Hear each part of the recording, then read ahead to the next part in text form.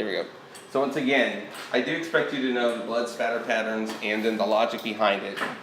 And so, because some of them are more obvious than others, I also want you to be able to classify between low velocity, medium velocity, and high velocity spatter, and give examples of each of those.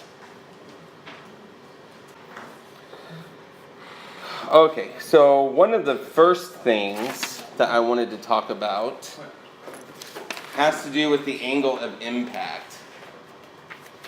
Okay, so there's this characteristic shape that happens with blood spatter. Yeah, too many bags.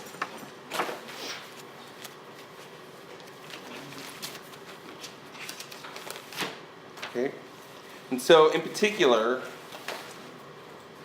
what's one thing, anything that could help affect the way that this blood looks? What's one thing? I mean, there are no stupid answers here. So what's one thing that would affect the way that the blood spatter pattern will look? The weapon used. The weapon used can. What else? The amount of force. The amount of force will affect it. Also, like what kind of wound, where it's at, how much. What about not so much that happened to the victim, but the blood itself? How close it is To the source of wherever it's at. Of course, the angle of impact. But what about the surface itself? What happens to the surface? I mean, what? Oh, the bubbles?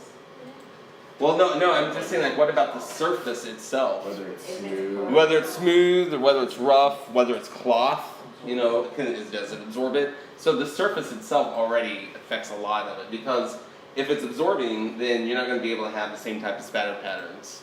Okay, whereas if it's smooth, non-porous, like a smooth wall or glass or something like that, then you're going to be able to have the characteristic spatter patterns here.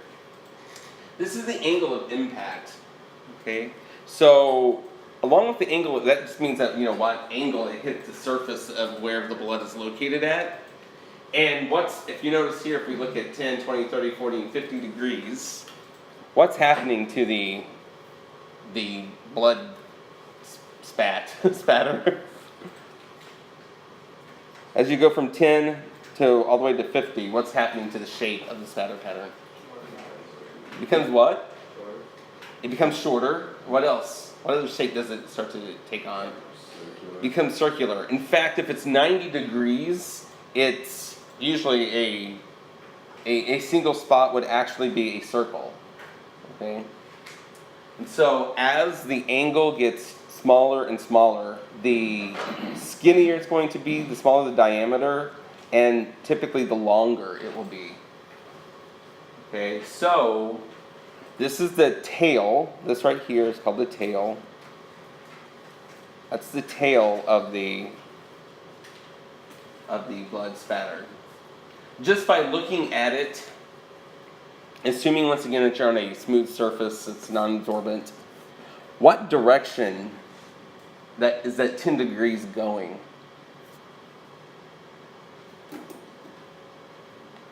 What direction is it going to be? Is it going up or is it going down? It's going down. There we go. And so the directionality is you can tell what direction it's going based off of what direction the tail is pointing. People sometimes get that backwards. They think that the fat end is the direction that's going. It's actually the skinny end. Okay, the tail points the direction that it's coming or going to. Because there you can imagine that you've got this ball, roughly spherical ball of blood coming. It first hits the wall, and then it's going to spread out. And so that's why the tail points the direction it was traveling. So it's very important, because it's going to be important for whenever we talk about what comes next. And so I do expect you to be able to look at blood and tell me the directionality. And this is one of the few math equations I want you to memorize, but I want you to memorize the equation to determine the angle of impact. Okay, and I'll give that to you in just a moment. All right. So to determine that angle, the symbol that they sometimes use is called theta. So this is the for angle. That's theta. And I don't know how many of you guys have had trigonometry, but there's a trig function that will actually tell you what angle it hit, or give you an approximation of what angle it hit. And so what you do is, and you definitely will want to use your calculator for this. And so for next week's lab, you want to make sure that at least one person per group has a scientific calculator that can do inverse sine. Okay, so there is, let me see, I don't know if this has shapes. Let me see. No, it does not. So I'm going to try to draw a right triangle. But if you go, or think back to trigonometry, which this is not a very good job, but if that was a right triangle to where there's a 90 degrees, this angle here that I've just colored in, it has a function to it called sine. And that sine is the length of the opposite side divided by the hypotenuse is what it's called, by the long side. I don't expect you to memorize this. This is just, I'm just trying to review with some of you like where this comes from. Sine is a mathematical function.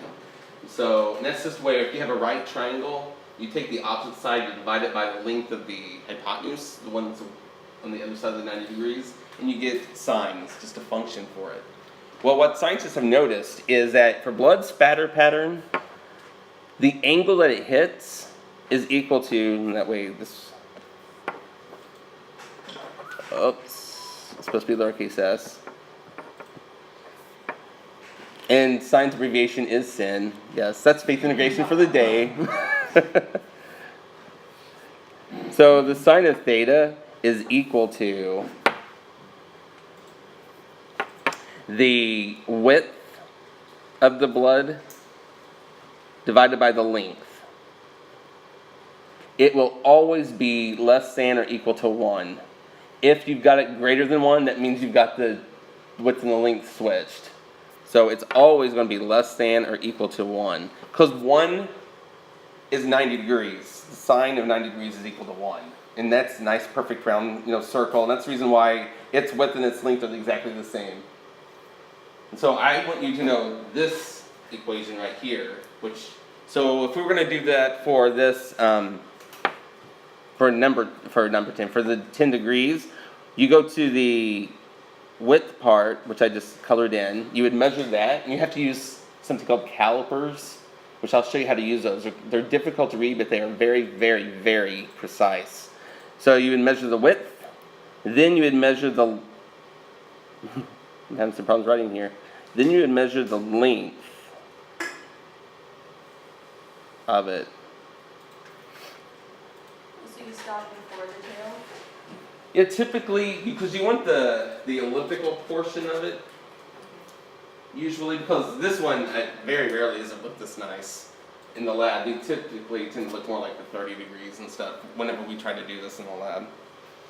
So next week you're going to come in the lab, there will be, usually it dries pretty fast, but there will be blood on the floor, on the wall, or something like that. And so I typically divide everybody up into 2 groups, and you work as a group to find out, measure the angle of impact.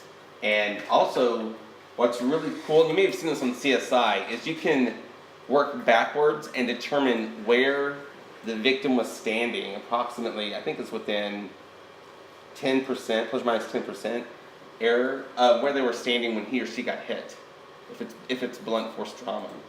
Okay, so it's medium velocity spatter, then you can figure it within a reasonable amount of time where he or she was standing and what part of their body was hit.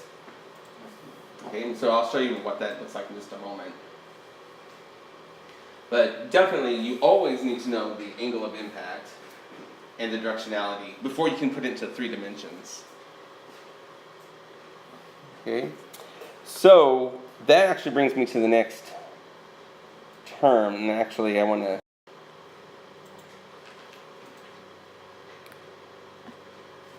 and that's impact spatter.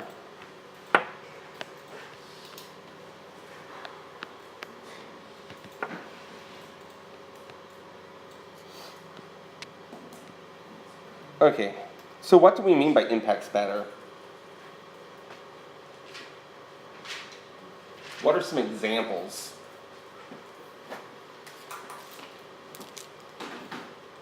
Impact means, How hard, pardon? how hard something happened, the speed of which it hit another object. Right, I mean, it's just something hitting something else, making impact. And so, what do you suppose impact spatter is going to be? What are some examples? Blood after the scene of like somebody being hit by a car. Being hit by a car. Mm-hmm. Someone being dropped from a building. There's going to be impact on that one. Yep, that first step's a doozy. What else? Getting crushed by something. You can be crushed. This is where you get to be creative. What's a good old standby? Okay, elephant. Now we're getting really creative. An elephant impact spatter. That would be pretty big. A gunshot. Gunshot is one type. What's like a generic one that you hear about all the time, like on the news or in a courtroom? They'll say, "Oh, he or she died from Blunt trauma. blunt force trauma," and so that's the biggie. I mean, it's just anything like a bat, a club, being hit by a rock. It just means it's not a sharp or a serrated edge like a sword or a knife. Okay. And so there's also, if you imagine that that this was a bat, and so it starts hitting someone, which I haven't done in the past, but it's going to get bloody, okay? And so what's going to happen as you continue to hit somebody, the blood, it's going to be flying both directions, and so you can get an idea that's forward spatter and backward spatter, because it's going forward as you hit and then going backwards as you go back. And so you can actually get an idea of a minimum number of hits based off of the first swing will be bloodless. It's only from that, when they raise it back, that you're going to get the first backward spatter. Okay, so you can get a minimum number of hits based off of that cast off. And so forward spatter means it's going forward, backward means it's going the opposite direction, of course. And you can use this idea of the angle of impact in order to determine what's called the area of convergence and the area of origin. So I'm going to try, and these are very important. Let me see if I can try to get these. So we have area of convergence,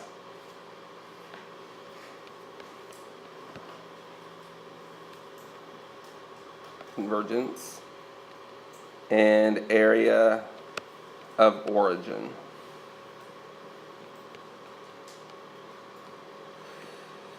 Actually, I'll move it over here. And so the area of convergence is a two-dimensional. So this is two-dimensional. Two-dimensional. I think my stylus is about out. So it's 2D. Whereas the area of origin is the three-dimensional. So you add the height to it. And so there are pictures I'll show in just a moment. I'm going to try to explain it first by drawing. And so what you're going to do is, let's say that, for example, that there's some blood on the blood spatter on the floor. So I'll just draw some in.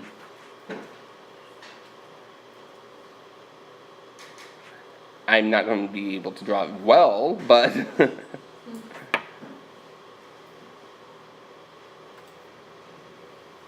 okay. Whoops, I got to erase that. I got to go in the wrong direction.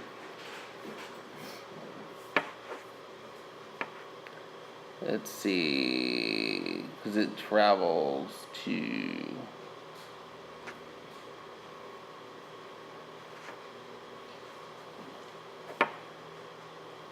Okay. All right. So give my body a moment just to get caught up. And of course, the more blood spots that you use, the better your data typically is going to be. But I'm just doing this for 3 for the moment. What direction in general will these be going? From where do they come? That's the area of convergence. What does it mean when things converge? They're merging together, right? They're coming together. So the way to think of the area of convergence is where, if this is on a 2-dimensional scale, which it really is because this is a board, where would they all converge at? So if we look at this one, actually let me go ahead and highlight it here. If we look at this middle one, is it going towards the up towards that corner, or is it going down towards the bottom corner? It's going up towards the top corner, so therefore it means it had to come from the bottom. So what you do is you measure, first of all you want to measure the length and the width before you mark anything. So you measure that length and the width, and then I'll put this in a different color. What we do is we literally will tape yarn, and you go the direction from which it came. You just stretch it out really, really far. You do that for every blood spatter. But once again, make sure that you have, actually I did a pretty decent job here. You want to make sure that you have already taken the measurements of the width of the length, because otherwise you're going to have yarn on top of your blood stain. So you do this for each one. And so each of them are going, I should say are coming from that direction. They're going the opposite way, but that's where we're looking from where was the person standing when he or she got hit by the baseball bat or whatever. Okay? And this point where they intersect, or the closest point where they intersect, is called the area of convergence. So this right there is the area of convergence. So he or she was standing or sitting, or they were there whenever they got hit by the baseball bat or whatever it was that caused the impact. But that doesn't tell us in 3 dimensions were they sitting down, were they standing, were they on top of something else? And so what happens now is you've got to figure out in 3 dimensions, like how high up, like if this is coming up out of the board, how high up does it come from? That's called the area of origin, and you need the angle of impact then. So what we do is usually in a different color of yarn, that way it makes it nice and colorful. Which, let's see, let me get a different color. You would measure the angle. And so from the middle of, let's say on this one, and I'm going to make this number up, but let's say, for example, that was 45 degrees.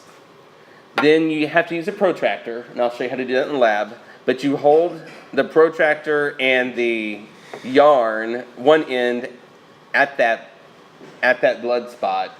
Then you raise it slowly. What you've done is you've taken a pole, and you put a pole, literally, a stand right here where that person was standing, and you just raise the yarn up until it hits that pole at that angle. Okay? So it's kind of hard for me to draw in 3 dimensions now. And then you do the same thing with this blood spatter and this blood spatter, and they should intersect within a range. Depends on how good you are at measuring the width and the length. That's why you'll have to have a calculator, because you'll have to put in the inverse sign of your width over your length. And where the yarn hits the pole is where within error, where the person was hit whenever I should say how high up they were hit whenever the impact occurred. Let's see. So this is what it's trying to show here. Except they didn't do a very good job. They just made all theirs elliptical. But that's the area of convergence. We have various blood spots. And you can tell that the person would have been standing right where the circle was. So then you would literally take a pole. You put a pole right there. Then you measure the angle for each of these. So you measure the angle by doing the width and the length. You raise the yarn. This takes 2 people at least. You raise the yarn up until it hits that angle, and you go all the way to where it hits the pole. Okay, and so your book, my ear's ringing now. Your book should have a picture of it, or they used to at least. The first edition. It's like 234. Okay. So for blood spatter, it's going to be a different angle that you're raising it, correct? Right, unless they were, equidistant from each other. Okay. So, plus you want to be as precise as possible. So yeah, page 234 has a cartoon picture of it.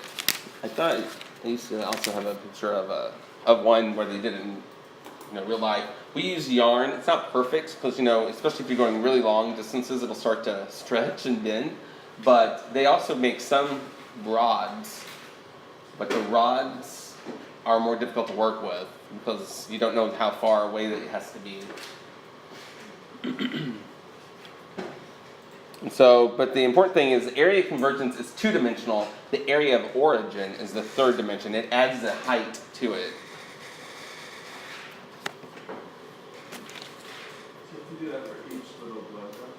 You want to do it for as many as possible. So typically in the lab, we'll do at least for 5 or 10. Because you'll see there'll be some that are just erroneous. That they won't make it look a sense. You want to stay away from the ones that look really round. Because those tend to be like from the weapon or something. Those are just blood drops. Splashback? And so, yeah, you want the ones that look elliptical. They have that characteristic look to them. It'll make more sense once you see it in the lab. Because fake blood doesn't work very well because it's primarily sugar water and stuff, and there's proteins and other things that's in real blood and the platelets. And so real blood does spatter. Well, like blood spatter, since it is real blood. So, yeah, you'll just come in that day and we'll have usually a couple scenes up. We don't have poles that are big enough, so we have to borrow the physics poles. And we put them up on top of it. You do have to be careful. Sometimes they swing down, and I've had people hit themselves with the metal pole. And we don't want a realistic blunt impact spatter. So. Oh, there's the picture I was talking about before. So you can see here, I don't like the way they put it there. It's almost like they were psychic and already knew but that would be the area of convergence. And you can see this general vicinity of where the injury would have occurred because all of the different angles coming out, they only have 3 or 4 shown on this one. Okay, for the area of origin. All right, so now we're going to talk about the different parts, or I should say, the different types of velocities for impact spatter. Okay, and so there's low, medium, and high velocity. Okay, so I'm actually going to make a table. Okay, so this is high velocity. You can't really tell that unless there's a ruler. But, usually there's a broad spray that's given there. Another example is there have been sometimes when people have sneezed blood that could come out really as a fine mist like this, high velocity impact spatter, but usually that's medium velocity. Okay. Now let's see. It's easier for me to put this in a table.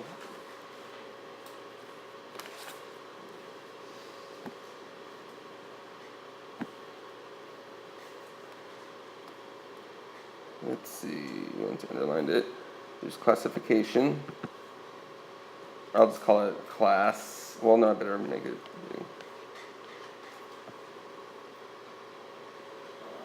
Okay. So we'll have the classification that's low, medium, or high velocity. We want to talk about the diameter. Once again, we're talking about the diameter of the fat part of the ellipses. Diameter. Oh, I forgot to underline.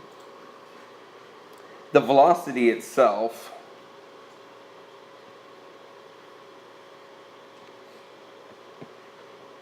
which is going to be how fast, it was traveling.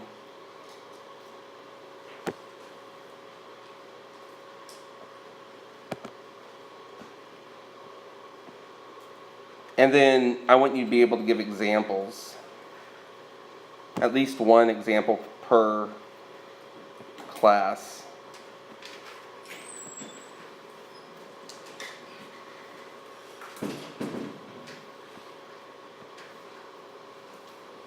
Okay. So we're going to start with low velocity spatter.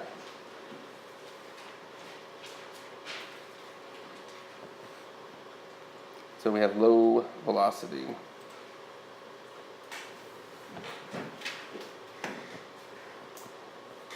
So if you just think about it without, I want you to have an idea of the numbers as well, but would a low velocity spatter pattern, would those droplets tend to be bigger, like fatter in diameter, or are they going to be really skinny?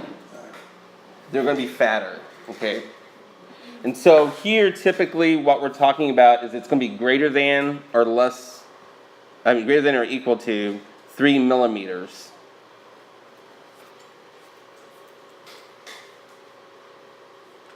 And the velocity itself is going to be slow.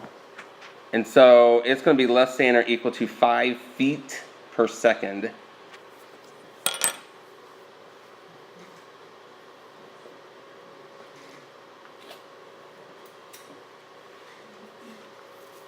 Okay.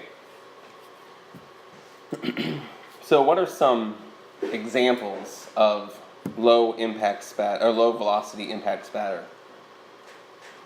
I don't have a lot of room to write them down, but we can at least discuss it. What are some examples? And you can't say a Nerf bat because typically that's not going to break the skin. Like, what's a really simple injury that you could get where the blood comes out? What kind of cut? Paper Like a paper cut. Paper cut? Mm-hmm. Paper cut would work. Just blood dripping and hitting the floor, or hitting an object. Dripping, blood dripping into blood. So, yeah. You can have like a paper cut, but what if you like hit an artery? Well, then it won't be low velocity spatter. There's something called arterial spray. It's not the velocity that the weapon took, it's the velocity from which this blood is coming out. Would it be classified as high velocity then?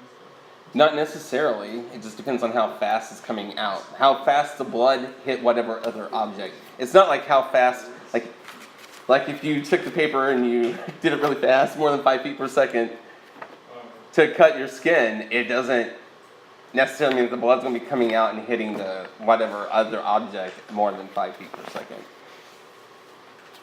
Okay. All right. So then. Lost it.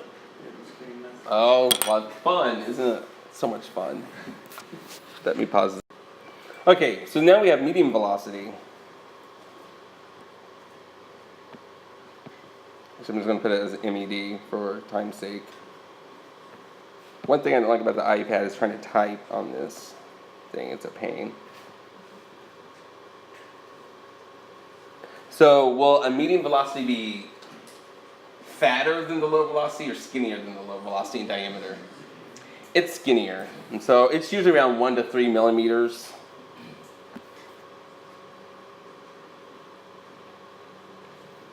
And it's going to be traveling faster than the low. I think your book says 5 to 25 feet per second. It's feet. But some may even take it all the way up to like 75 feet per second.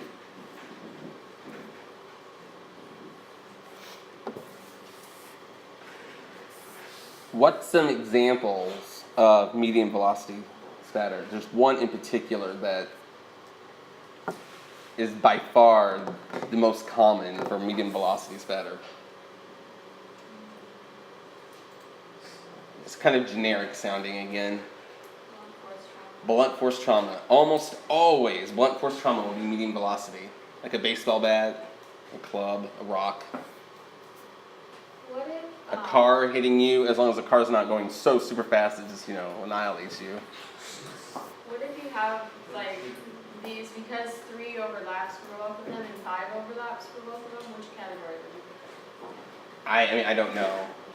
I don't know if it's technically, if it's 3.01, if that makes it medium, it's right there on that threshold, that little area, gray area.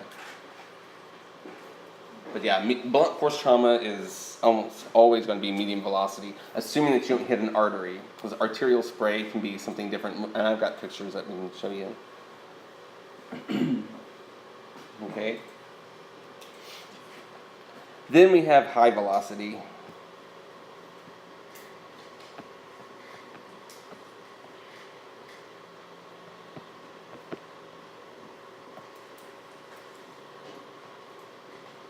And is it going to be fatter or skinnier than medium? Skinnier, and it's less than 1 millimeter typically in diameter. And usually what they'll say is going greater than or equal to 100 feet per second. And there are two examples that I can think of off the top of my head that will almost always be high velocity. What's one? Gunshot. Gunshots. And does anyone know what's another one? It's assuming that you can find the blood. Right, an explosion. So explosions would be another one because it's going at very high velocity there. So, but yeah, gunshots and explosions. Okay, so these are the just general classifications. Let's go and we'll look at some of the pictures. Here's the low velocity impact spatter. It's like on something kind of soft though, but they're usually typically much larger. I don't remember what this one was. This one may be blood hitting blood, like dripping into itself. And I would expect you to be able to logically, we're going to go through, I think there's 12 different patterns. And I want you to be able to logically say, okay, this pattern is most likely a trail, or this pattern is most likely a swipe. Some of them are more easy than others. Here's medium, and so you see the the characteristic droplet look to it.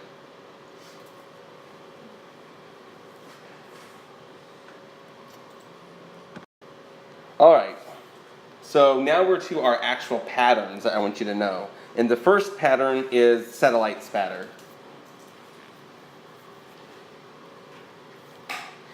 And I blatantly have plagiarized this from the web. I do not remember what website I got from it, so just ignore the whole angle thing, because they were trying to show something else. What do you suppose it means by satellite? Like, what is a satellite? Where does that term come from?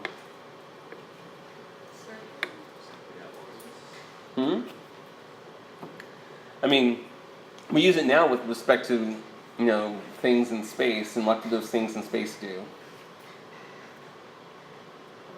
They just orbit. They're small, and they orbit, and they go around. Well, here, the satellite spatter, satellites just mean, like, small things that are on the periphery, on the outside. And so if you imagine you've got blood, and it hits into another thing of blood, there's going to be the little droplets that hang out on the edges. There's little tiny droplets. That's satellite spatter. Or if you have blood that hits so hard on something and little droplets come on the edge, that's called satellite spatter. There's really tiny droplets. Okay? So that's one type. I don't know. Let me see if I can get this to work. Because the gunshot spatter pattern that I had found, they wouldn't even let us use it it was copyrighted, and they wouldn't even let you use it for educational purposes. And I haven't checked to see if this works still for this year. It worked as of last year, it was still working, but this morning I was having some connectivity issues before my meeting for class, so let me see if I can get it to work.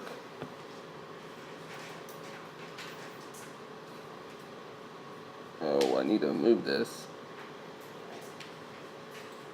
Yes, I know, thank you.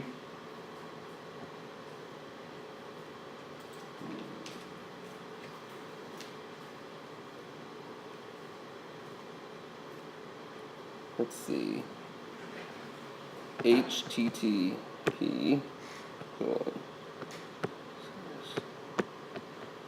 bloody2.com/. pi dot ASPX.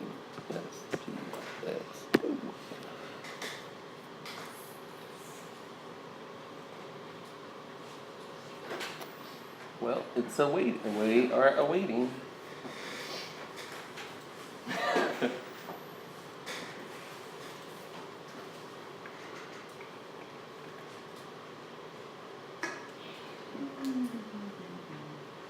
So how's everybody's semester going?